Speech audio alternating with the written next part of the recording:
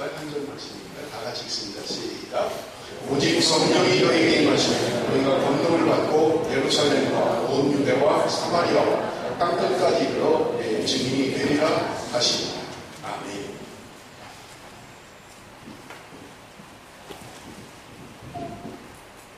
미국의 가장 부끄럽고 치욕적인 표현이 성령 받지 않고 목회하라라는 말이거든요.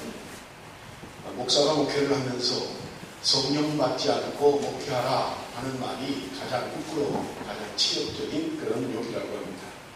성령을 받지 않고 어떻게 목회를 할 수 있을까? 여러분, 성령 받지 않고 어떻게 성령을 이끌어갈까?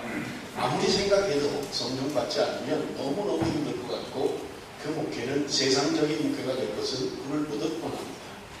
그래서 그것이 가장 부끄러운 말이다 그렇게 이야기합니다. 여러분, 우리가 오늘 본문 읽은 사도행전 1장 8절의 본문의 말씀은 이런 배경을 가지고 있습니다. 예수님께서 십자가에 달려 돌아가시고 그 다음에 3일 만에 부활하셨습니다. 우리가 아는 것처럼 40일 동안 주님은 부활하셔서 이 땅에 제자들과 함께 계셨습니다. 그리고 예수님이 승천하시면서 마지막으로 제자들에게 부탁한 말씀이 있습니다. 그것은 뭐냐면 마가복음 16장 15절의 말씀입니다. 한번 다 같이 읽겠습니다. 시작. 너희는 온 천하에 알며 만민에게 복음을 전파하라. 주님이 우리에게 주신 마지막 말씀이셨습니다. 너희는 만민에게 복음을 전파하라 라고 하는 것이 주님의 마지막 명령이었던 것입니다.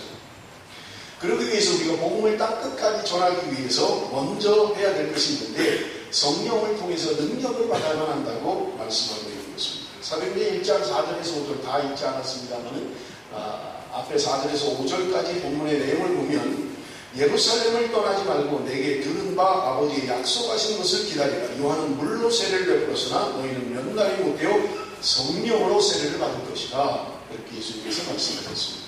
자, 예수님이 죽으시고 그리고 3일 만에 부활하셨어요. 그리고 40일 동안 이 땅에 계셨습니다. 그리고 승천하시면서 하늘로 올라가시면서 제자들에게 말씀하셨던 거예요.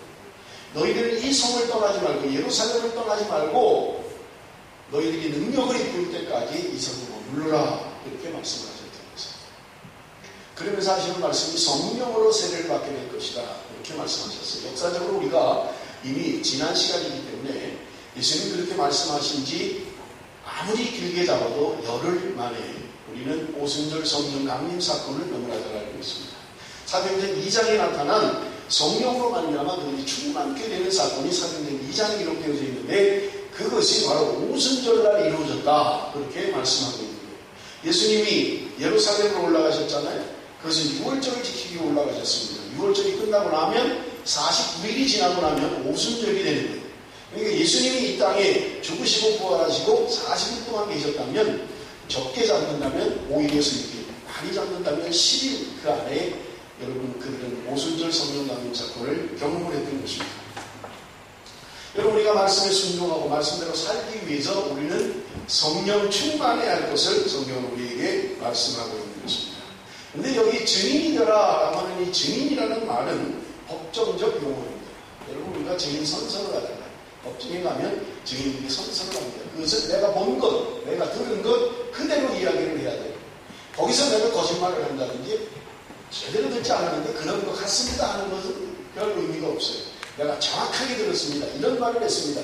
내가 정확하게 봤습니다. 이렇습니다. 라고 이야기해야지 이렇게 본 것 같습니다. 이렇게 들은 것 같습니다. 이것은 증인의 자격이 없는 거예요. 정확하게 내가 본 것, 내가 들은 것만을 이야기해야만 하는 것입니다. 만약에 내가 본 것, 들은 걸 자기 생각으로 이야기하면 그것이 바로 위증죄가 되는 거예요. 자기 마음대로 이야기하면 안 돼요. 정확하게 들은 것만을 이야기해야만 합니다. 정확하게 본 것만을 이야기해야 된다는 말이에요. 그런 의미에서 여러분 우리 땅끝까지 이르러 증인이 되라고 하는 말씀은 우리가 주님으로부터 받은 그 은혜, 보고 들은 것, 그것을 증거해야 할 것을 우리에게 분명하게 말씀하고 있는 것입니다. 여러분, 성경에 보면 이러한 일들이 우리는 성경 안에 자주 찾아있는 것을 우리는 볼 수가 있습니다. 첫 번째는요, 예수님께서 가버나움에 가셔서 야이로의 딸을 살려주시는 장면이 기록되어 있습니다. 그런데 야이로의 딸을 고치시고 나올 때 눈먼 두 맹인이 앞을 보지 못하는 두 사람을 만나게 됩니다. 그들이 예수님 앞에 소리 지릅니다. 다윗의 자손이여 우리를 불쌍히 여기소서 그렇게 소리를 질러요. 예수님께서 그들을 불쌍히 여기시고 그들의 눈을 고쳐주셨습니다. 보지 못하던 눈이 떠지고 만 거예요. 그러면서 주님께서 그 눈먼 장군들의 눈을 고치시고 그들에게 부탁하신 말씀이 있어요. 마태복음 9장 30절 31절 말씀입니다. 우리 한번 다 같이 읽겠습니다. 다 같이 시작. 예수께서 어미 경고하시되 삼가 아무에게도 알리지 말라 하셨으나 그들이 나가서 예수의 소문을 그 온 땅에 퍼뜨립니다. 여기 보세요. 예수님께서 어미 경고했다. 그러면서 아무 말도 하지 말라. 그렇게 얘기했음에도 불구하고 그들이 나가서 예수의 소문을 온 땅에 퍼뜨렸다. 그렇게 이야기하고 있습니다. 두 번째는 갈릴리에서 나병 환자를 고치시는 장면이 나옵니다. 불치의 병이에요. 그런데 예수님께서 그 병을 고쳐주셨습니다. 불쌍히 여기셔서 그걸 치유하신 거예요. 그런데 마가복음 1장 43절에서 45절에 보면 여기서도 여전히 주님께서 엄히 경고하사 이르시되 삼가 아무에게도 말도 하지 말라. 그렇게 이야기했던 거예요. 주님이 아무 말도 하지 말랐다는 게 나병이 치료되는데도 천명이 몹쓸 병에 걸린 그 사람이 치료를 받았는데도 예수님께서 아무 말도 하지 말라라고 이야기하셨음에도 불구하고 그 사람이 나가서 이 일을 많이 전파하여 널리 퍼지게 하니 그도 나가서 또 이야기합니다. 하지 말라고 그렇게 이야기했음에도 또 나가서 이야기하는 거예요. 여러분 세 번째는 사람들이 귀찮고 어눌한 중독장애를 가지고 있는 사람을 데려옵니다. 예수님께서 그를 불쌍히 여기시고 그를 치유하셨습니다. 마가복음 7장 36절 우리 한번 다 같이 읽습니다. 시작. 예수께서 그들에게 경고하사 아무에게도 이르지 말라 하시되 경고하실수록 그들이 더욱 널리 전파하니 예수님께서 계속해서 말씀하신 것은 말하지 말라, 조용히 해라, 아무 말도 하지 말라 그렇게 이야기를 하셨어요. 그럼에도 불구하고 눈먼 자가 나병 환자가 고침을 받은 다음에 나가서 그것을 전하는 것을 우리는 볼 수 있습니다. 왜 그렇습니까? 그들은 주님이 그렇게 간곡히 말하지 말라고 부탁했음에도 불구하고 그들에게 가서 증거할 수밖에 없었습니다. 왜냐하면 받은 은혜가 너무 크기 때문에 그렇습니다. 고칠 수 없는 병을 고쳤어요. 낫지 않을 거라고 생각했던 병이 고침을 받았습니다. 새롭게 된 거예요. 그러니 그들이 견딜 수가 없는 거예요. 전하지 않고는 견딜 수가 없는 거예요. 참을 수가 없는 거예요. 그토록 말하지 말라고 했음에도 불구하고 그들은 나가서 증거했던 것입니다. 예수 그리스도 그분이 나를 치유했습니다. 그분이 나를 고치셨습니다. 그분은 메시아입니다. 그렇게 나가서 증거했던 것입니다. 여러분 우리는 왜 그렇게 증거하지 못합니까? 어쩌면 우리의 첫사랑이 식었는지도 모르겠어요. 우리의 감격과 기쁨이 많이 줄었는지도 모르겠습니다. 여러분 예수님의 제자들은 어떠합니까? 요한복음 1장에 보면 우리가 매일 성경을 통해서 이미 묵상을 하는 말씀입니다만은 요한의 말을 듣고 40절에서 42절입니다. 요한의 말을 듣고 예수를 따르는 두 사람 중에 하나는 시몬 베드로의 형제 안드레라. 그가 먼저 자기 형제 시몬을 찾아 말하되 우리가 메시아를 만났다 하고 데리고 예수께로 오니 자기 형제 베드로를 예수님께 데려왔다는 말입니다. 45절 46절에 보면 빌립이 나다나엘을 찾아 이르되 모세가 율법에 기록하였고 여러 선지자가 기록한 그 일을 우리가 만났으니 요셉의 아들 나사렛 예수입니다. 그들은 예수 그리스도를 만났을 때 그의 감격과 기쁨이 견딜 수가 없는 거예요. 그래서 때로는 가서 친척에게, 때로는 형에게, 때로는 친구에게 전할 수밖에 없었던 거예요. 와보라. 그분은 바로 메시아다. 그분은 우리를 위하여 여기고 계신 구세주시더라고 그들은 선포했던 것입니다. 여러분 그러나 우리는 이미 그들의 삶을 너무나 잘 알고 있습니다. 주님을 그렇게 감격적으로 만나고 그렇게 감격적으로 선포했던 그들이 3년 동안 예수님을 따라다녔어요. 예수님과 함께 했습니다. 주님의 제자가 되었던 것입니다. 그러나 여러분 3년이 지난 다음에 그들의 삶은 어떠했습니까? 마태복음 26장 56절 이에 제자들이 다 예수를 버리고 도망하니라. 마태복음 26절 74절에 보니까 그가 저주하며 맹세하여 이르되 나는 그 사람을 알지 못하노라. 3년 동안 예수님을 따라다녔어요. 감격적으로 주님을 만나고 많은 사람들이 그리스도를 증거하는 삶을 살았습니다. 그럼에도 불구하고 3년이 지난 후에 그들의 삶은 예수님을 떠나버리는 삶을 살고 말았던 것입니다. 자신의 목숨을 구하기 위해서 그들은 다 주님을 버리고 떠났던 것입니다. 그렇게 호언장담했던 베드로도 주님을 떠나고 말았던 것입니다. 여러분 여기서 우리는 의문을 가질 수밖에 없습니다.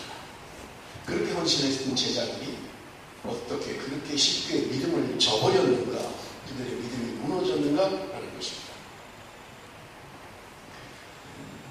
여러분 그것은 본문 가운데 우리에게 중요한 진리를 하나 말씀해 주고 있습니다. 그것은 무엇입니까? 그리스도를 증거하는 증인의 사명이라고 하는 것은요, 사람의 힘이나 의지와 노력으로 되는 것이 아니라는 것입니다. 뭔가 그들에게 전할 수밖에 없는 힘이 그들에게 있었다는 말입니다. 예수님께서 제자들에게 너희들이 예루살렘을 떠나지 말고, 이 예루살렘 성을 떠나지 말고 하늘로부터 그 약속하신 것을 기다리라고 말씀하셨던 그 무엇, 그것이 그들을 세우게 되는 것입니다. 우리는 제자들과 비슷한지 모르겠어요. 호언장담하고 때로는 주님 나는 절대로 변하지 않습니다. 절대로 주님 변하지 않습니다 라고 합니다마는 우리는 상황에 따라서 때로는 고난과 역경을 통해서 주님을 배반할 때도 많이 있는 것입니다. 오늘 본문 사도행전 1장 8절 오직 성령이 너희에게 임하시면 너희가 권능을 받고 예루살렘과 온 유대와 사마리아와 땅끝까지 이르러 내 증인이 되리라 하십니다. 증인이 되는 것은 두 가지 전제적으로 필요합니다. 첫째가 무엇입니까? 성령이 너희에게 임하십니다. 성령을 받아야 된다. 두 번째는요, 권능을 받아야 된다. 물론 같은 말에 성령 충만하면 능력이 임하게 되어 있습니다. 그래서 여러분, 우리는 두 가지 증인이 되기 위하여 성령 충만해야 되고 능력을 받아야 하는 것입니다. 여러분, 성령이 하는 가장 중요한 사역이 무엇입니까? 그래서 사람들을 중생케 하는 것입니다. 거듭나게 하는 거예요. 거듭난 신자들을 이제 사명을 가지고 증인되는 삶을 살도록 하는 게 성령께서 우리에게 하시는 일이신 것입니다. 여러분, 제가 성경 공부하면서 자주 이야기하잖아요. 내가 예수를 믿습니다. 고린도전서 12장 3절에 이야기해요. 성령으로 아니하고는 예수를 주라고 할 수 없다. 우리는 고백합니다. 예수를 믿고 예수를 주로 고백하는 순간 우리 안에 성령이 임하고 성령이 계신 거예요. 내가 인식하지 못하는 내 안에 성령이 계세요. 그런데 여러분, 내가 예수를 믿고 나면, 내가 세례받고 하나님의 자녀가 되고 나면 여러분 우리 안에 갈등이 생깁니다. 왜 그렇습니까? 새 성품과 옛 성품이 우리 안에서 갈등을 일으키기 때문에 하나님의 영광, 내 고집대로 살아왔던 내 옛사람이 내 안에서 갈등을 일으키기 때문에 그래서 성경 공부하면서 우리 생활적방 공부하면서 그 이야기를 하잖아요. 내 안에 무엇이 큰가가 나를 결정하는 거예요. 옛사람이 점점 커지면 여러분 우리는 옛사람을 따라 생활하는 거예요. 그런데 내 안에 새 성품, 새 사람, 하나님의 영이 점점 커지면 우리는 새로운 삶을 살 수 있는 것입니다. 우리 안에 갈등이 일어나기 때문에 그래요. 그런데 성령 충만하면 내가 성령으로 예수 그리스도를 고백하고 예수를 믿었습니다마는 다 성령 충만한 건 아니에요. 예수를 믿기 때문에 우리 안에 성령이 있고 하나님의 영이 있습니다마는 그러나 다 성령 충만하지는 않다는 말이에요. 우리 안에 성령으로 충만할 때 우리는 승리하는 삶을 살 수 있는 거예요. 담대해지는 거예요. 기쁨이 찾아오는 거예요. 성령이 주시는 힘으로 성령 충만하면 우리는 주를 위해서 사는 그런 삶을 살 수 있게 된다는 말입니다. 여러분, 사도행전 1장 4절에서 5절 읽었습니다마는 사도와 함께 모이사 그들에게 분부하여 이르시니 예루살렘을 떠나지 말고 내게서 들은 바 아버지께서 약속하신 것을 기다리라. 요한은 물로 세례를 베풀었으나 너희는 몇 날이 못되어 성령으로 세례를 받으리라. 우리에게 분명히 말씀하고 있는 거예요. 성령으로 세례를 받으라, 성령 충만 받으라고 말씀하고 있는 것입니다. 여러분, 우리가 잘 아는 것처럼 예수님의 제자들 그리고 몇몇 사람들, 가까이 있는 120사람의 성도들이 그들이 함께 모였습니다. 그리고 그들이 함께 기도했습니다. 여러분, 아까도 말씀드렸습니다만 적어도 그들이 길게 잡고 10일 이상은 기도하지 않았어요. 그들이 함께 모여 기도했습니다. 그때 성령이 그들 가운데 임하는 것을 우리는 볼 수 있습니다. 사도행전 2장 1절에서 4절까지 우리 한번 다 같이 읽겠습니다. 하나님의 말씀입니다. 다 같이 읽습니다. 시작. 오순절 날이 이르매 그들이 다같이 한 곳에 모였더니 호련히 하늘로부터 급하고 강한 바람 같은 소리가 있어 그들이 앉은 온 집에 가득하며 마치 불의 볕으로 갈라지는 것들이 그들에게 보여 각 사람 위에 하나씩 임하여 있더니 그들이 다 성령의 충만함을 받고 성령이 말하게 하심을 따라 다른 언어들로 말하기를 시작합니다. 그들에게 성령이 충만하게 임했다. 그렇게 성경은 말씀하고 있는 것입니다. 물론 우리의 그 이성으로 이해할 수 있는 그런 현상으로 설명하고 있습니다만은 하늘로부터 급하고 강한 바람 같은 소리와 불의 혀같이 갈라지는 것들이 있었다. 우리가 이해할 수 있는 실제로 불이고 바람이라는 게 아니라 그렇게 표현할 수밖에 없는, 더 이상 우리의 언어로 표현할 수가 없는 거예요. 성령이 충만한 현상을 더 이상 설명할 수가 없는 거예요. 그들에게 성령이 충만하게 임할 때 여러분 우리가 잘 아는 것처럼요, 그들은 변화된 삶을 살았던 것입니다. 저는 엔더 슈샤프라고 하는 사람이 쓴 예수의 생애라고 하는 것을 아주 젊은 나이 때 20대 초반에 은혜를 많이 받았어요. 그래서 제가 자주 인용합니다. 그 예수의 생애라고 하는 그 책 가운데 그 끝에쯤 가면 15장인가 17장인가 모르겠어요. 수수께끼라는 그런 제목의 그런 참사가 있어요. 엔더 슈샤프라고 하는 사람은 역사신학자입니다.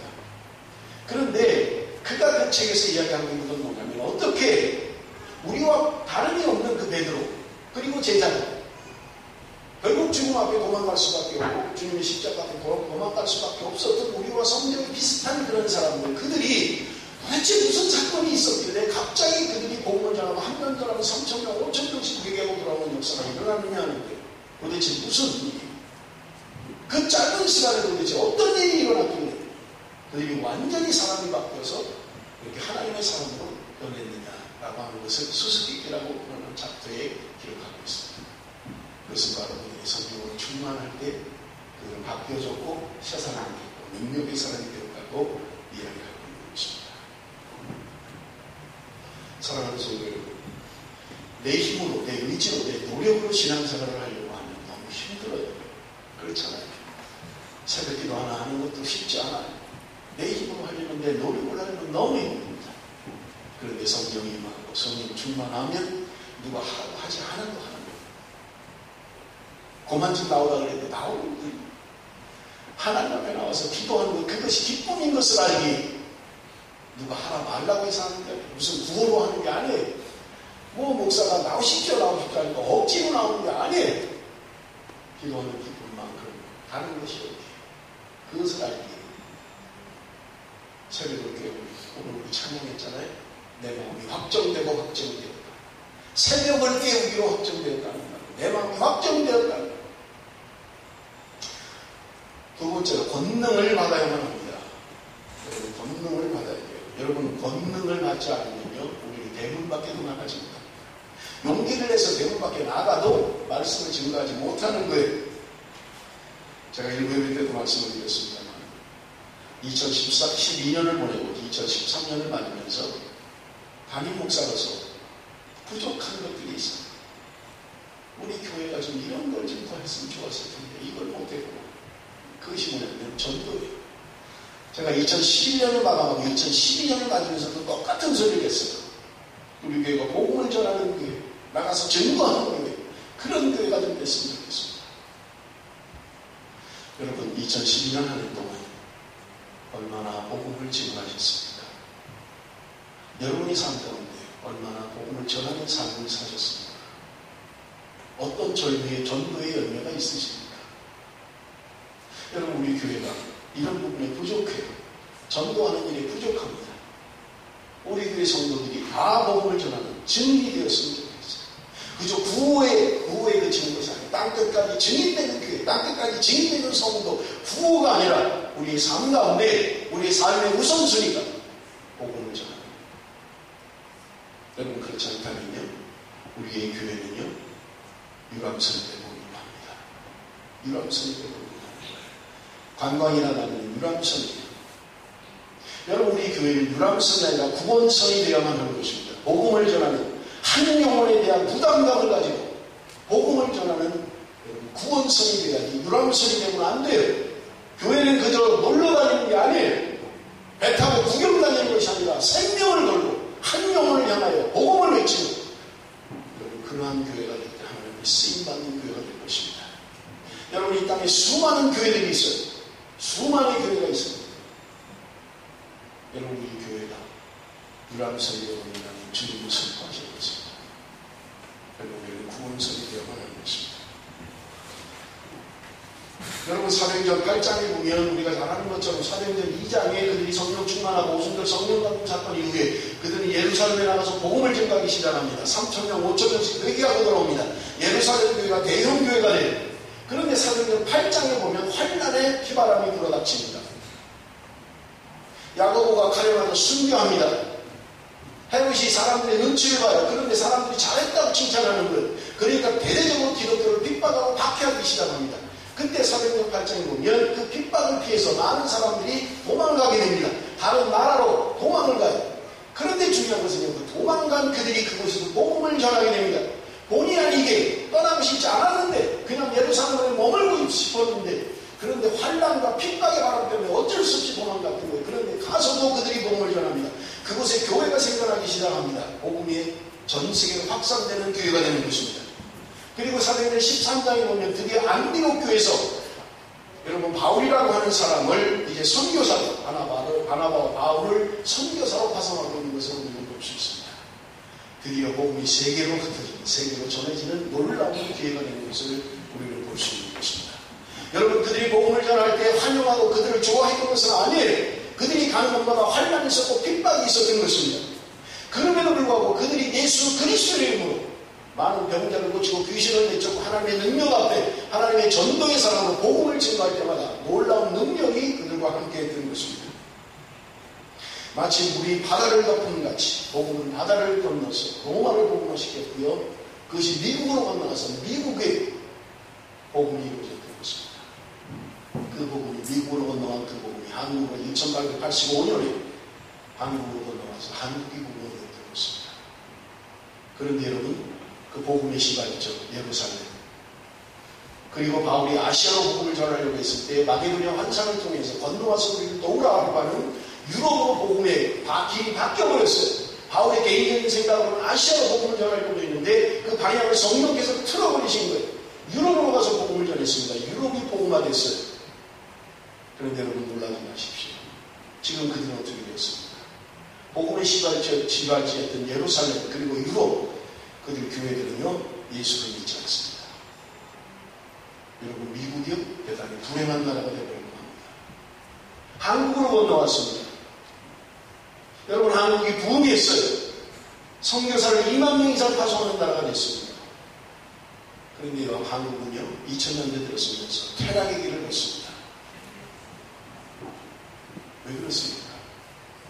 왜 복음이 시작했던 그들이 그렇게 복음을 받아들여야 되는 나라가 되었습니다. 재작년인가 유라 선교할 때 프랑스 선교사인 고재란 선교사가 와서 이야기하는데 저는 충격을 받았어요.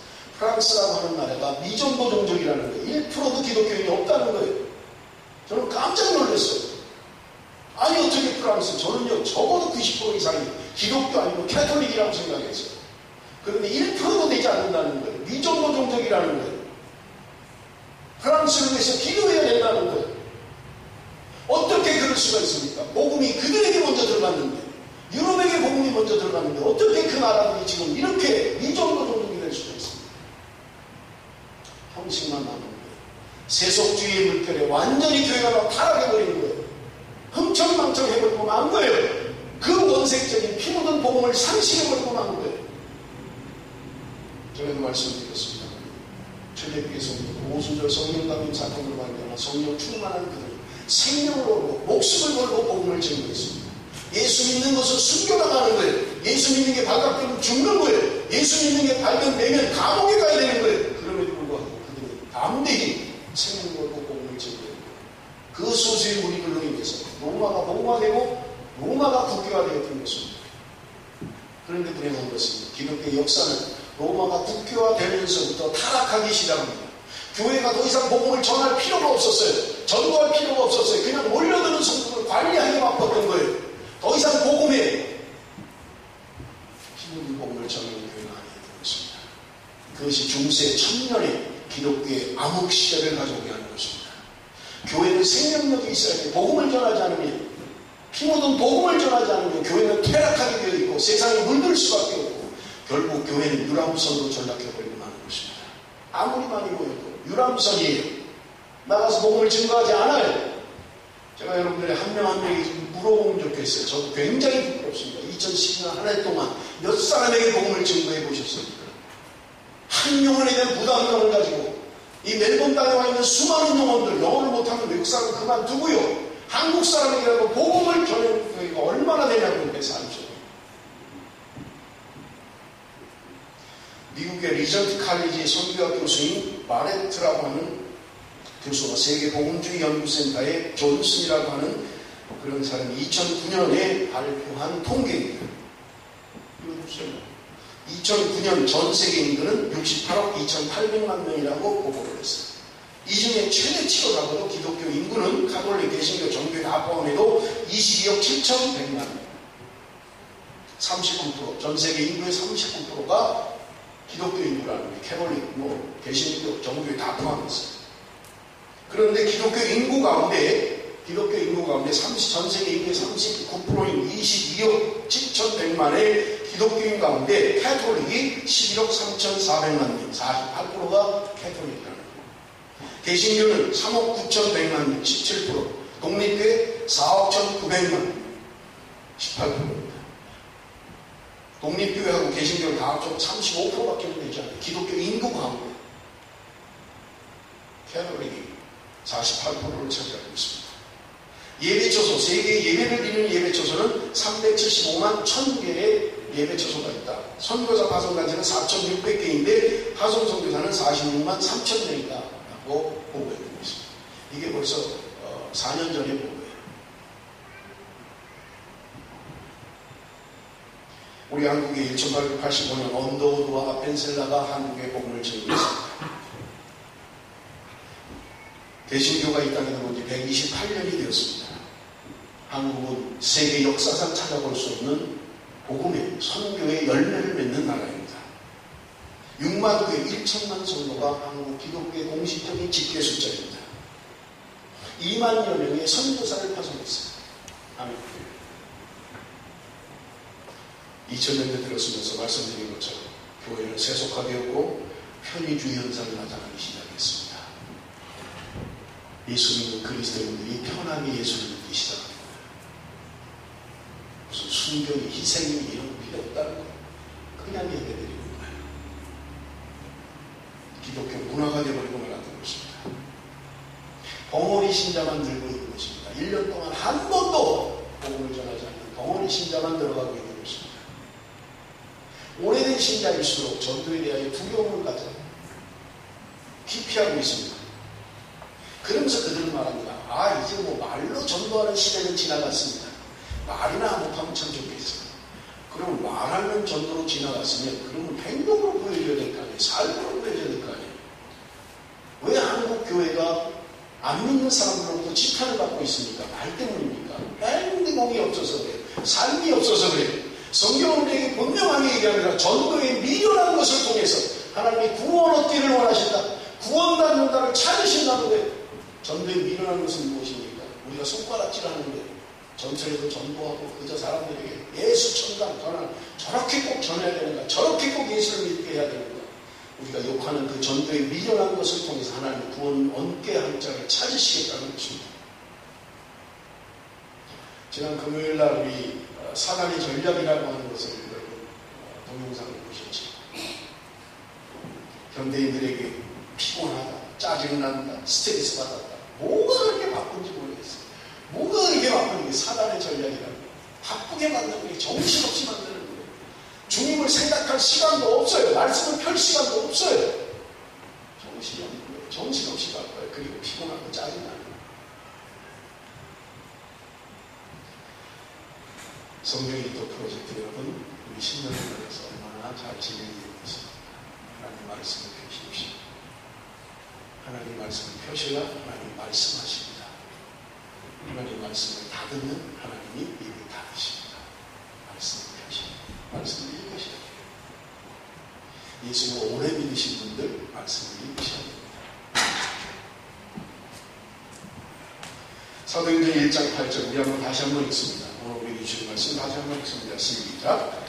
오직 성령이 너희에게 임하시면 너희가 권능을 받고 예루살렘과 온 유대와 사마리아와 땅끝까지 이르러 내 증인이 되리라 하십니다. 성령 충만을 받기 전의 제자들과 성령 충만 받은 후의 제자들의 삶의 모습을 통해서 우리는 은혜를 받을 수 있습니다. 사도행전 4장 19절 20절입니다. 베드로와 요한이 대답하여 이르되 하나님 앞에서 너희의 말을 듣는 것이 하나님의 말씀을 듣는 것보다 옳은가 판단하라. 우리는 보고 들은 것을 말하지 아니할 수 없다 하니. 여러분 지금 베드로와 요한이 재판받고 있는 거예요. 말 한마디 잘못하면 감옥에 갈 수 있는 상황이에요. 그런데 그들은 담대히 이야기합니다. 예수에 대해서 전하지 마라. 너희들 이제는 예수 전하지 마라 그렇게 이야기하는데 그들에게 담대하게 이야기하는 거예요. 하나님 앞에서 너희 말을 듣는 것과 하나님의 말씀을 듣는 것과 어느 게 옳은지 얘기해라. 우리가 보고 들은 것 그것을 우리는 전하지 않을 수가 없다. 지금 말 한마디 잘못하면 감옥에 가고 어떻게 될지 모르는 상황인데 그들은 담대하게 예수 그리스도를 증거하고 있는 것입니다. 너희들이 나를 어떻게 한다고 하더라도 내가 보고 들은 것 그 은혜를 나는 참을 수가 없다. 나는 전하지 않고는 견딜 수가 없다. 나는 그것을 전하겠다. 그렇게 이야기하고 있는 것입니다. 사도행전 5장 41절 42절을 한번 다 같이 읽습니다. 시작.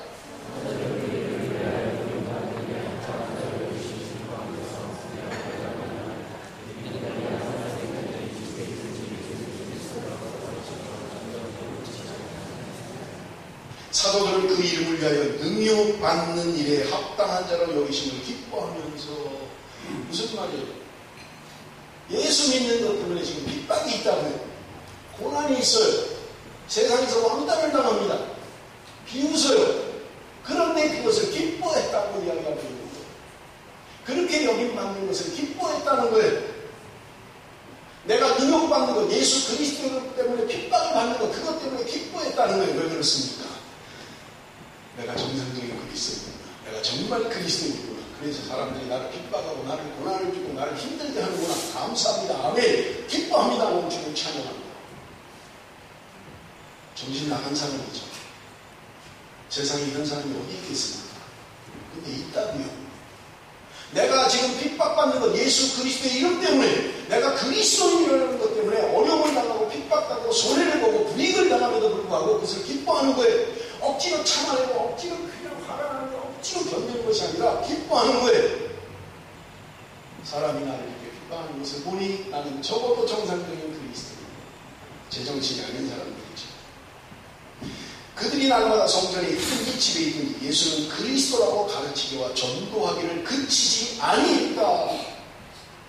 무슨 말입니까? 어디든지 장소를 불문하고 집이든지 교회든지 밖에든지 사업터든지 학교이든지 어디든지 예수 그리스도 그분이 우리의 구원자입니다. 그것을 가르쳤고 그것을 전도하는 것을 쉬지 않았다는 거예요. 그들의 인생의 목적, 삶의 목적이 분명하게 예수 그리스도 복음을 전하는 것에 있었다는 말입니다. 사랑하는 성도 여러분, 주님께서 우리를 위하여 십자가에 달려 돌아가신 것은 단순히 내가 예수 믿고 천국 가는 것, 내가 이 땅에서 평안을 누리고 잘 사는 것, 그것이 주님이 우리를 위하여 돌아가신 목적이 아니라고요. 고린도후서 5장 15절은 분명하게 이야기합니다. 예수 그리스도가 우리를 위하여 죽으신 것은 더 이상 나를 위하여 살지 않고 이제는 나를 위하여 죽으신 예수 그리스도를 위하여 살도록 하기 위해서 주님이 십자가에 달려 돌아가셨다고 우리에게 분명하게 선포하고 있는 것입니다. 여러분 구원받고 내가 이 땅에 잘 사는 건 기본이에요. 그냥 예수 믿으면 되는 거예요. 그런데 그게 목적이 아니라면 주님께서 우리를 위하여 돌아가신 목적, 우리를 구원하는 것, 그게 목적이 아니에요. 우리가 증인되는 것, 복음을 증거하는 것, 그것이 주님이 우리를 위하여 주신 목적이라는 말입니다. 그렇다면 사랑하는 성도 여러분, 내가 무엇이 되었든지 간에 우리의 삶의 우선순위와 목적은 복음을 전하는 증인의 삶을 사는 것이 주님이 원하시는 것입니다. 여러분 공부를 하든 사업을 하든 무엇을 하든 주님의 복음을 위한 삶, 그것이 바로 주님이 저와 여러분에게 향하신 주님의 목적인 것입니다. 나는 세상에서 그냥 평안히 살기를 원하십니까? 아, 축복이다, 축복이다. 그저 즐기면 된다, 즐기면 된다. 그렇게 즐기면 되는 거야, 세상. 여러분, 주님은 우리를 그렇게 부르시지 않으셨습니다. 우리를 증인으로 부르셨다는 말입니다. 땅끝까지 가서 복음을 전하는 증인으로 우리를 부르셨다는 것입니다. 마가복음 1장 38절 39절 주님이 이 땅에 오신 목적을 분명하게 말씀합니다. 다 같이 한번 읽겠습니다. 시작. 우리가 가는 가까운 마을들로 가자. 거기서도 전도하리니 내가 이를 위하여 왔노라 하시고 이에 온 갈릴리에 다니시며 그들의 여러 회당에서 전도하시고 또 귀신들을 내쫓으시라. 주님이 이 땅에 오신 목적, 그것은 전도하는 것에 있었습니다. 복음을 전하는 것. 어디를 가든지 복음 전하는 게 내가 이 땅에 온 목적이다. 주님이 오신 목적, 그리고 우리에게 명령하신 분명한 전도의 삶, 선교의 삶. 이 일을 우리의 교회가 감당하지 못한다면 여러분 우리의 교회는 극장이나 사교장으로 끝나버리고 말 거예요. 유람선으로 끝나버리고 말 것입니다. 여러분이 복음을 전하는 구멍성 한 영혼에 책임을 지는 교회, 땅끝까지 복음을 들고 갈 수 있는 교회, 그것이 주님께서 우리 교회 2013년에 주시는 새로운 비전이고 사명인 줄로 믿습니다. 우리는 가야 됩니다. 가능하면 우리 선교회는 아직 계획을 안 짰습니다만 2013년에 좀 단기 선교를 하면 좋겠습니다. 여러분 자녀들과 함께 방학 시간을 내서 휴가를 내서 복음을 한 번도 들어보지 못한 그곳에 가서 내 어눌한 말로, 내 어눌한 표현으로 예수 그리스도 그분을 증거할 수 있는, 여러분 한국에 선교사들이 처음 왔을 때 그들이 얼마나 어눌하게 한국말을 했습니까?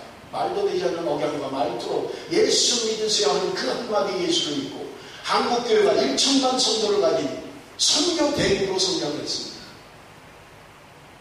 그들의 희생이 있었기에, 그들이 복음에 대한 열정이 있었기에, 비록 말 표현은 어눌하지만 그들 속에 복음이 있었고 피 묻은 십자가가 있었던 거죠.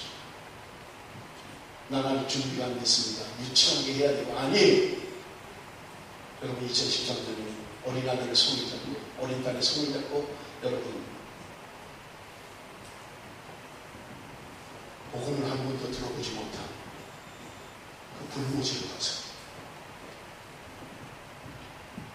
나를 구원하신 예수 그리스도 그분의 복음을 가지고 여러분 가서 외쳐요. 예수 그리스도 그분을 나에게 주시죠. 나를 살리겠습니다. 우리를 살렸습니다. 예수 그리스도의 복음이 나를 살렸습니다.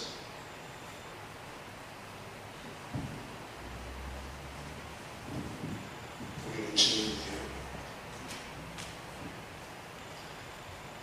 더 이상 유람선이 되지 않았으면 좋겠습니다. 우리 베델교회가 더 이상 유람선이나 타고 다니면서 관광이나 즐기는 교회가 되지 않았으면 좋겠습니다.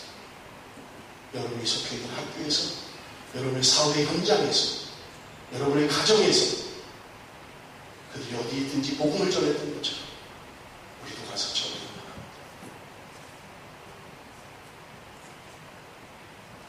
이를 위해 주신 하나님의 사명입니다. 해도 되고 안 해도 되는 선택의 문제가 아닙니다. 우리는 전해야 합니다. 주일학교 교사였던 한 집사님이 자궁암으로 죽어가는 이웃집 아주머니를 전도하기를 원했어요. 병이 깊어지고 사람들이 오지도 않아요. 친척들, 형제들이 돌보지 않는 거예요. 냄새가 나고 자기 힘을 어떻게 할 수 죽어가고 있는 거예요. 그런데 옆집 아파트에 살고 있는 집사님이 저 아주머니를 위해서는 할 수 있는 게 있는 거예요. 그를 찾아가서 집사님, 아주머니 기도합시다. 나는 옆집에 사는 아무개 집사인데 기도합시다. 나도 당신을 위해서 기도하겠습니다. 이 집사님이 마음에 감동이 있어서 자궁암으로 죽어가는 그 아주머니에게 얘기합니다. 우리 기도원에 가서 한번 기도합시다. 생명을 걸고 우리 한번 금식하면서 한번 기도합시다. 이 집사님과 그 죽어가는 이 아주머니가 10일 금식을 작정하고 기도를 해요. 10일 동안 기도합니다. 뭐 처음 예수를 믿으니까 뭐 기도가 뭔지도 몰라요. 근데 10일 되는 마지막 날 아침 이 집사님이 그 아주머니를 붙잡고 간절히 기도합니다. 중요한 거예요. 먼저 자기가 뜨거워져 버린 거예요. 기도하는 집사님이 뜨거워져 버린 거예요. 그렇게 간절히 뜨거워져서 기도를 하니까 그 아주머니가 뭐 예수가 뭔지도 모르고 기도가 뭔지도 모르는 이 아주머니가 자기가 회개하기 시작하는 거예요. 성령이 그의 마음을 움직이고 회개하기 시작해요. 애성통곡을 하고 회개하기 시작합니다. 그러고 나더니 화장실로 뛰어가는 우리 아주머니, 화장실로 뛰어가는 쏟아내는 핏덩어리를 막 쏟아내는 그가 갔다 와서 이제 살 것 같다, 이제 살 것 같다, 생기가 도는 거예요. 그거 다 죽어가는 이상. 병원에 내려가서 검진을 받았는데 놀랍게 암이 나버리고 깨끗이 나버리고. 여러분 이 아주머니의 삶이 어떻게 했어요? 다 죽어가고 다 포기했어요. 가족들도 친척들도 다 포기했어요. 이제 장례식만 치러된다고 생각했는데 이분이 살아나는 거예요. 이분이 가는 곳마다 증거합니다. 나가는 곳마다 전하는 거예요. 예수님이 나를 살렸습니다. 기도가 나를 살렸습니다. 주님을 살아계십니다. 여러분 예수 믿으면 병이 났습니다. 기도하면 병이 났습니다. 그 한 해 동안 690명이 전도되고 이 아주머니 한 명 때문에. 사랑하는 성도 여러분, 하나님의 나라에 가면 그 아주머니는 상을 받을 거예요. 그 아주머니 상받아버려서 그 아주머니를 전도했던 그 집사, 동일한 삶을 주실 줄로 믿습니다. 그 한 사람이 650년 전 인천중앙교회 안강단 입사 1년에 10,000명을 전도한 사람, 그 사람을 전도한 사람은 수치 많았어요. 한 명 전도한 사람이 10,000명을 전도한. 내가 전도할 사람이 누군지는 모르지만 내가 한 마리 전에서 복음을 받아들이고 예수를 믿을 그 한 사람이 어떤 사람이 될지 우리는 알지 못합니다. 증거하고 전하셔야 합니다.